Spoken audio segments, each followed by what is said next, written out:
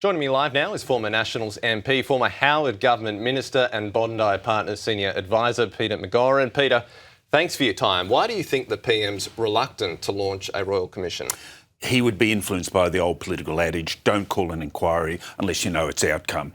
An open-ended inquiry into anti-Semitism, the extent of it, the causes, its roots, would be next to impossible to predict the outcome. How do you even draft the terms of reference? What we know is the greatest instances of anti-Semitism have been within radical Islamists. It's been within universities. It's been within the cultural sector. So he would fear that this will be an ongoing, unpredictable and difficult political issue for him. So he will stare down the demands for a Royal Commission for as long as he can.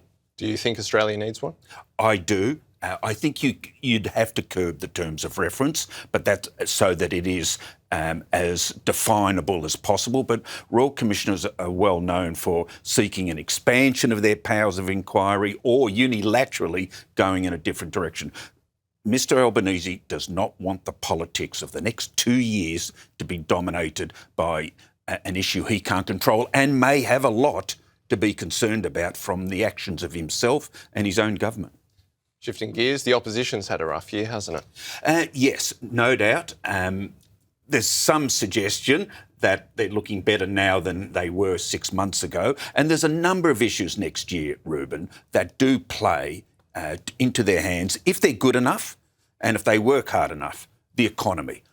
Cost of living is not going away. Inflation's an issue. Interest rates will be increased. The government's deficits are blowing out. There's not a curb in net terms of government spending. It all depends on how unified they are and will they do the work. Queensland voters and older Australians are leaving the Coalition for One Nation. Why?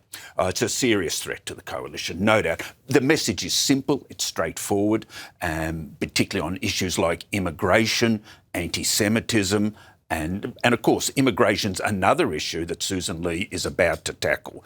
But the Liberals are going to have to be strong, precise, creditable. Otherwise, people are going to go to the simpler version, which vents their own frustrations, which they feel with the Coalition.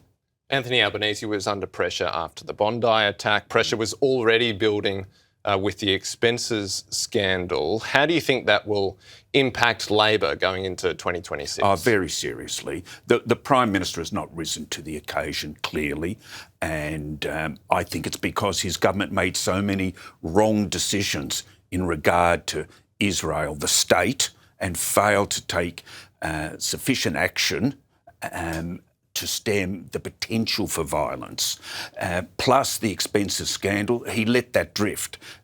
His character is not to stand up to an issue and impose his will on it until he has to. So there's a lot of economic, social and political issues beginning to mount up. The government has announced law changes, though. That's not enough in your view?